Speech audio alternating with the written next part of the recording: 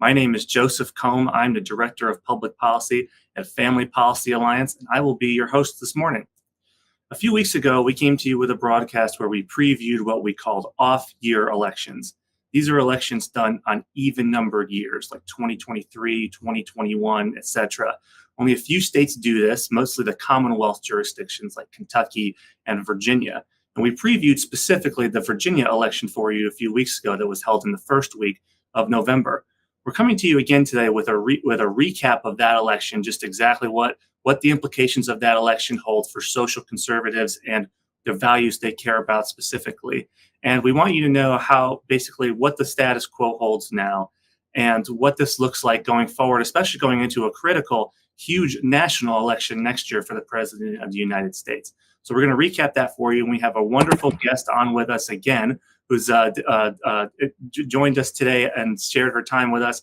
We're welcoming back to the SoCon Report Podcast, Victoria Cobb, the president of the Virginia Family Foundation, which is the State Family Policy Council of Virginia. And Victoria, it's so good to see you again and chat with you here. Thanks so much for having me.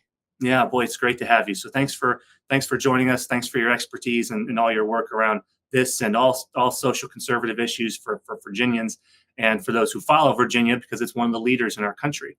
So I want to get right into this, Victoria. A lot of our listeners will have followed this off-year election in Virginia and other states. And there's a lot of noise. The media is chattering on about a lot of different things, a lot of wishful thinking and things people on both sides want to be true. But you're an expert. You guys work on this and work very hard at it. So we want to know your take. I want you to tell us just generally what happened. What should social conservatives know about the state of play in Virginia post this election? Yeah, sure. Well, certainly the outcomes weren't what we were hoping. We chatted about this on this podcast just right before the election occurred, about how tightly divided Virginia is. And our election just sort of put an exclamation point on that. We knew it was going to be tough. We knew we had redrawn districts that did favor liberals. That was just the reality of how the maps had been drawn. And this is the first election since those maps for our House and our Senate. So it was an uphill battle. But we are disappointed in the overall outcome. We worked very, very hard to try to elect conservatives, to try to encourage social conservatives to care enough to come out in great numbers. And the outcome wasn't what we wanted. So where we are now is that both our state Senate and our House of Delegates will be controlled by the Democrat Party. They will be liberals, very liberal people that will be controlling committees, that will be, unfortunately, in charge of whether bills move forward and so forth. And that's going to be a challenge for the things that we all care about. It's interesting. We were able to pick up a seat in the Senate from the conservative side. So we went in a 40-seat Senate. We went actually from 22 Democrats to 18 Republicans. We moved to 21-19. So it's interesting. We actually moved in the right direction, just not far enough. And the House, unfortunately, lost a seat or two. And that really made all the difference in the world as far as control of the House goes. And so we're looking at a different situation this year, where instead of having one chamber that was at least at our back and a governor that was conservative, we now have both chambers opposite where we're trying to go. So that's gonna be uphill sledding. Thank you for that. That is sobering, and it's good for our audience to know, though. Ignorance is not bliss, and we should not be unaware of the realities of the situation that we face from our state capitals. So we appreciate that. We're glad that we at least do have a governor that's still on our side, so that's good. But I do want to get your take on just exactly how radical are these Democrat majorities. There's a wide range of thought on the Democratic side of the aisle right now in terms of radicalness, and tell us just how radical these majorities will be. And maybe you could also tell us specifically what policies to expect from them, policy proposals to expect from them in regards to parental rights and unborn life. Yeah. So, we used to have a day where a lot of our issues passed our legislature with bipartisan commitment. Both parties could support things like parental rights and abortion limitations. And now it seems that the parties have divided, and we really are going to have very liberal individuals in the Democrat Party that will be in control of this chamber. And we got to get a preview of who will head up committees. So committee chairman of finance and education and health committees, where these bills will go. And it felt like when you saw the list of who's even going to be sort of leading those committees, it felt like, wow, we really have a list of the terribles, people that really oppose everything we believe. That's going to be incredibly hard for us. We also are getting a preview of the bills that are coming up. And there are just times where those of us that have these strong principles that God has given parents the ultimate authority over their children, and that we have to be in the driver's seat. And those of us that believe that life is sacred from conception, there are moments where we do have to take a bit of a defensive posture.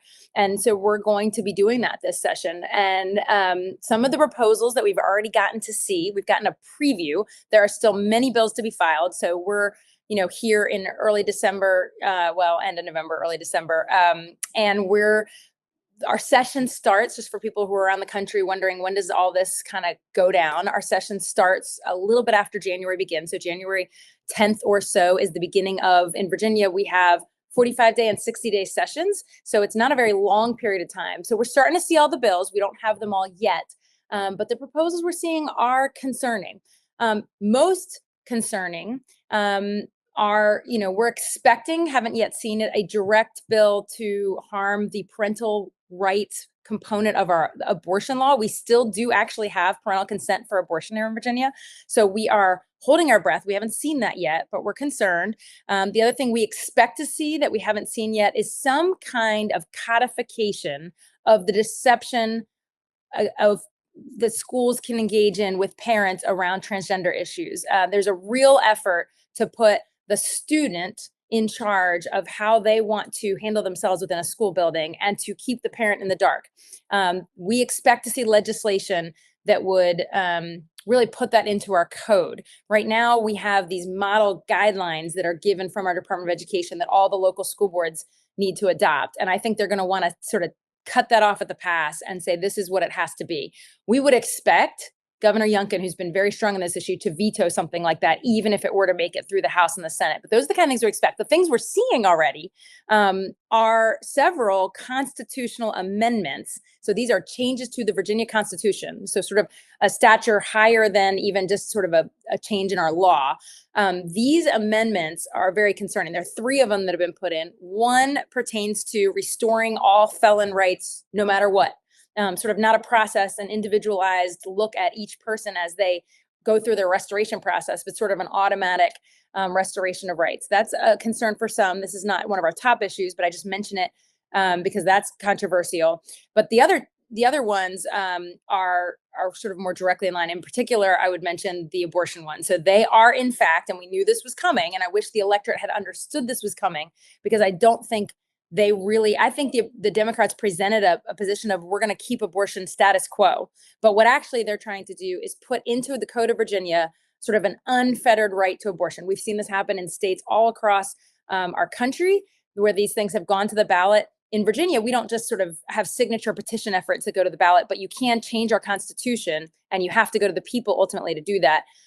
So they're proposing that the General Assembly pass this effort to put it to the people. Now, it's a complicated 2-year process in Virginia. It would not end up on the ballot in Virginia until 2026 if we couldn't stop it, but we will do everything possible to block this constitutional amendment, because it would prevent any kind of restrictions, whether we're talking 15 weeks or we're talking heartbeat or we're talking just basic information to women. So that's the kind of constitutional amendment we really have to block. And unfortunately in Virginia, constitutional amendments do not go to our governor. So they go through the legislature.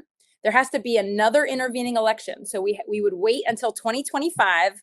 We'd pray that we picked up our House of Delegates that would be up for re-election. We'd pray we'd get a conservative and block it. But if we didn't, it would go back to the legislature in 2026 and to the people in the fall of 2026. So these are the scariest things that are sort of in front of the people, because the governor can't veto it and because they are they're beyond the code. They're the Constitution of Virginia. That is super helpful. Both those technical avenues of enacting these radical policies are good for our audience to know about, whether it's legislation or the constitutional amendment process, because Governor Youngkin can veto a lot of legislation, but the constitutional amendment process, as you mentioned, is different than that. And it sounds like, because of the drawn out process, that the next Virginia election will be even more important to defend. Yeah, we had hoped that we wouldn't have to, think that was going to be the only way to stop this. But there is a reality that says they could get this through the legislature this year. And our best shot is to get a new House of Delegates in 2025 or else we're sort of experiencing what many states, Ohio and others, had to do this fall. And so, and we'll also be, of course, trying to change the hearts and minds of people in Virginia as we go along. We have years to do that. We believe life is a winning issue. It's about how it's messaged. It's about how much money goes behind the message and the lies that they put forward. And so there's a lot on that. But I just think folks need to know that the beginning of what could be some of the most harmful things is starting. That is very helpful. I mean, the other team has the ball right now. It's time to play defense, but this is going to be a long attritional war of defense. So we're thankful to you for giving us that big picture approach and the technical knowledge, so they know what's coming.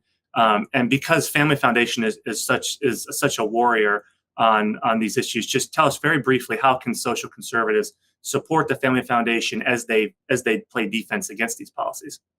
Well, yeah, we're going to need folks to be calling their legislators nonstop. They need to hear from people. Sometimes we think, oh, they have the majorities and therefore we're not going to be able to make a difference. No, we can make a difference. We need to be in their ear. We need to have relationships with these legislators, even if we disagree about things. And we need to present these reasonable ideas and help them understand that in many cases, this is where a majority of Virginians stand, even if we didn't win the election. And so people just have to be very vocal. We're going to have things like the March for Life, where people can come down to the Capitol and actually be a visual presence for these legislators. We're going to have a Mama Bear Lobby Day. That's our sort of parental rights time to gear up. We're going to work on school choice, which is very popular in the base of the Democrat Party. So it's not just because you have Democrats in charge.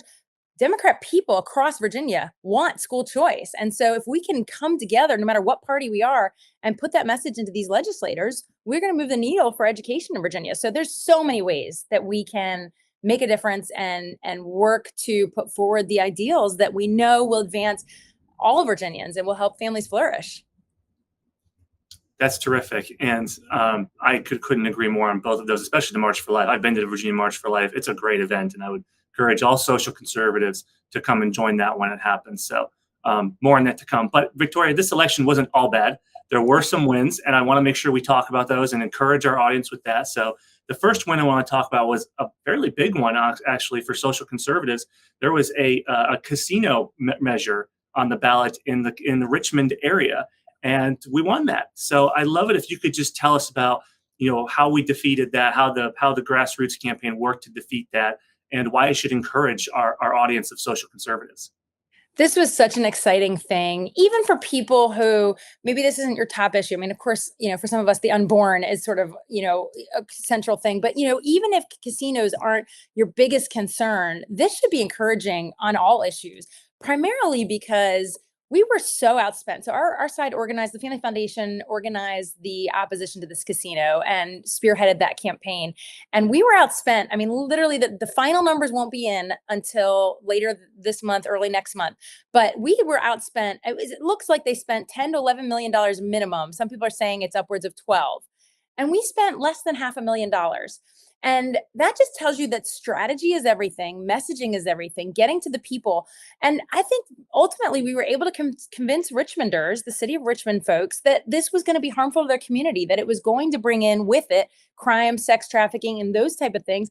And we were able to help them see the picture of that they were being bought. There was a casino industry trying to buy their vote.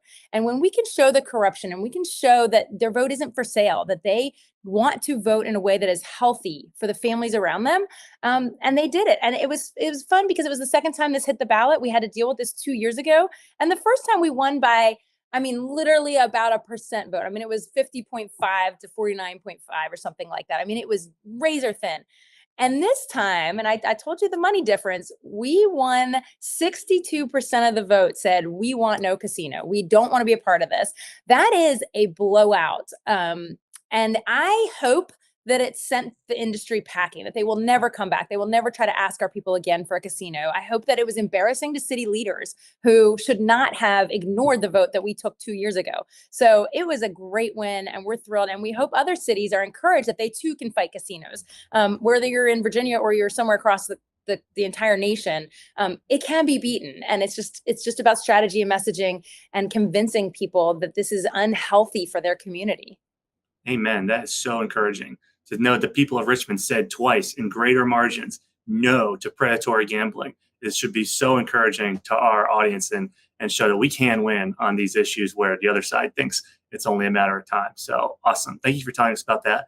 I also want to ask about a particular race. So Family Policy Alliance has a summer program for social conservative legislators called the Statesman Academy. We've had more than a few classes of this by now. And one of our alumni, Mark Early, was able to win his race in this election. So Victoria, you know Mark. I wonder if you could tell us about his race quickly and remind us, how did Mark buck this trend in an election that, in a lot of ways wasn't good for social conservative candidates?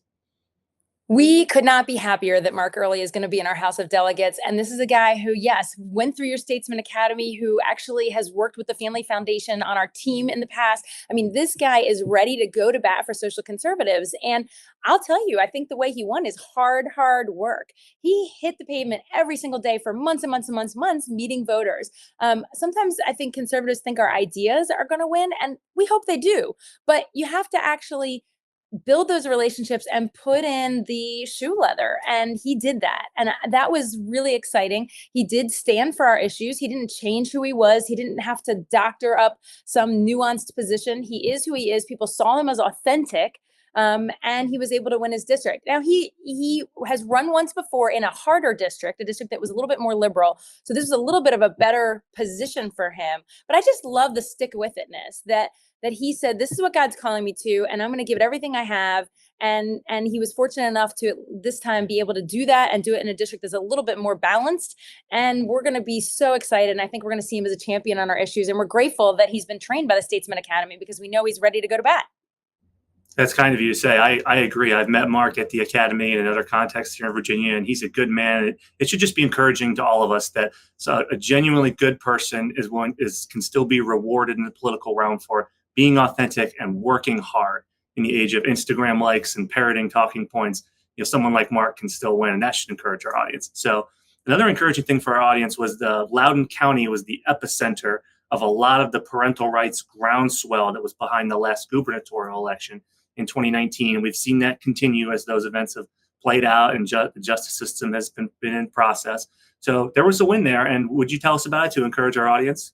Yes. The simplest, cleanest way I can put it is, if you all think back to those crazy school board videos that you've seen in the news and all those parental rights fights, when those big meetings were happening, every single member that sat on that school board is no longer there. Now, that's a combination of forced to resign, chose not to rerun, and then in this election cycle, the last couple of them were taken out and replaced with better choices. And so it's amazing to kind of see that kind of turnaround. Now, Loudoun is still a tough place. This is not going to change the fact that we have new faces we hope will be more transparent. It doesn't necessarily mean we have a majority of amazing conservatives that are going to stand for parental rights, but we get to see a new group of people. We get to say, look, we may disagree on a few things, but let's be honest with the public, because I think that is fundamentally why they were taken out of office, was this idea that they were hiding things from the public, particularly the sexual assault that happened up there and some other things. So that's an incredible thing.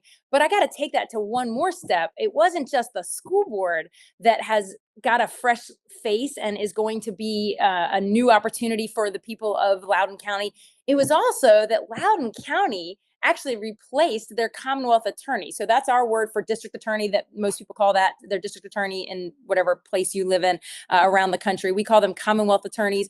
But the prosecutor of Lowden County had been, a Soros funded, everything that you can kind of put the profile of a prosecutor that is opposite everything we believe. And that is the prosecutor that was running for re-election in Lowden County. That person, I can give an example. If you remember that school board where a couple people got arrested, one was the father of the child that was sexually assaulted. One was another guy named John Tigas. Our law firm actually represented John Tigas, and this Commonwealth attorney, it was a trespassing thing ultimately that he got arrested on, because he theoretically shouldn't have been in the school board because they kicked him out. Well, this Commonwealth attorney actually stepped in personally to handle that case. Now, Commonwealth attorneys don't handle trespassing, but that's because there was this aggressive reaction to parental rights, and this person wanted to make a name for herself. So that's the kind of stuff we dealt with in Lowden County with this prosecutor. And they were also involved with, if you remember, there was sort of a doxing of parents, a list that went out of, we're going to go after these people's jobs. This prosecutor was involved with all of that. And so it's a huge win for the people of Lowden County to say, see you later. We're starting over. We've put someone else in office. And I just, that I think symbolically, in addition to practically, is just such a lift for not just the people of Loudoun County, but all of Virginia's been watching this, and we've all been watching Loudoun County, and I would say the nation's been watching Loudoun County. And so if it can happen there, because it is still not the bastion of conservatism in that county that we want it to be, but I just want people to be encouraged that we can make a difference, and we can go after folks that have denied parental rights, have hid things from the public, have prosecuted ridiculousness, or chosen not to prosecute crime, which also has happened in Loudoun County, where they've kind of given a pass to some things that shouldn't have been. So it was great. And what a statement from those parents that they will protect their kids and their rights in a place like that too. So huge, I think. And you mentioned the school board there. So just last question on the specific wins that we saw. Tell us about what we saw in the shifts of school board makeups around the Commonwealth in this election. Oh, this was so exciting. I would say, I mean, it's not, a perfect win across the board in every school board situation, but we really had some great conservatives elected to school boards, people we've been working with on trying to kind of get conservatives more engaged on the school board. A lot of parents kind of stepped up and said, I'm going to actually run for school board. So we had some great candidates, and some school boards actually flipped to being a majority conservative. So a lot of places that most people around the country won't necessarily know, but I would say, Powhatan, James City, or Yorktown, sorry, not James City, Yorktown. There's a bunch of places that were not conservative parental rights hubs, where you couldn't necessarily get parental rights issues to the forefront or get them to win in the school boards. They will now be able to actually move forward. And in Virginia, we're still very much battling in every locality these issues around what are going to be the policies surrounding transgender students. Will they be allowed to play on sports teams if they're a biological male, play on a female sports team? Will they be allowed in a private space like a locker room situation where it should be a place that a girl can expect bodily privacy? Are we going to force teachers to use pronouns? All of those things are very much at play in our school boards. And the fact that we picked up some school boards in a flip is going to allow those parents to move forward with great policies. So we couldn't be happier with some of the results. Now there's places we still have to work on.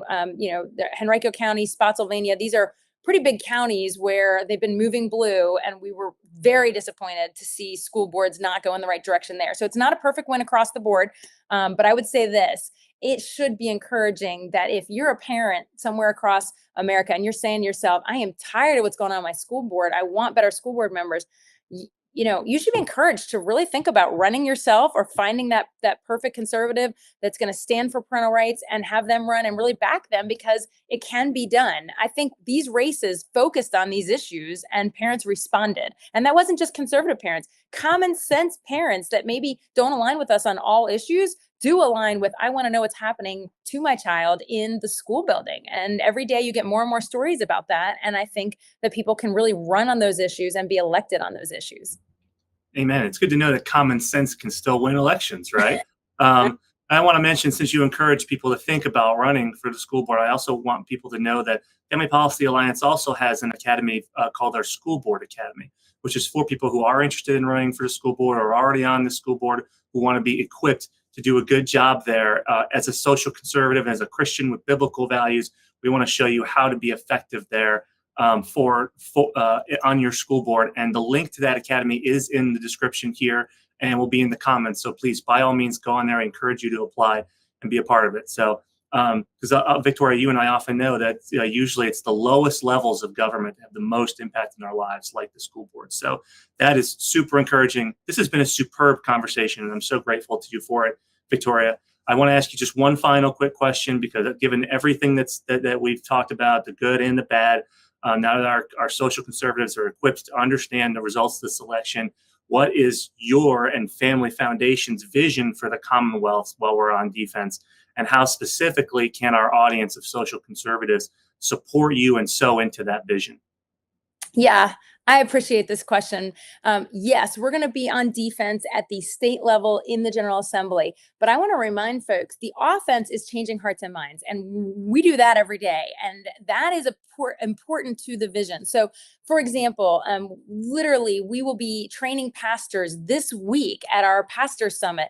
And what are we doing? We're telling them why the church has to engage in education, why they have to care, why they have to help shepherd these young people that are caught in public schools being indoctrinated every day. We have to get the church to understand these things, understand the cultural battle, and see themselves as people who can spread the light in the middle of this. And so there's so many things we can do that change hearts and minds that ultimately will bring more voters that agree with us to the polls, that will ultimately elect better legislators, that ultimately will give us pro-family laws. Right? It's a series of events. It's not just we get to election day, we win, lose, and then we're offense or defense. There's so much that goes before that. We train young people every day especially through our summertime. It's called an Equip Academy, and it's basically a worldview academy for college students. Why? Because they're the next generation of voters. We got to care how they think. We got to help them understand how these issues from scripture then move into the public policy space. And how do we consistently understand our worldview, apply it, and share it with others? There's so much that has to be done.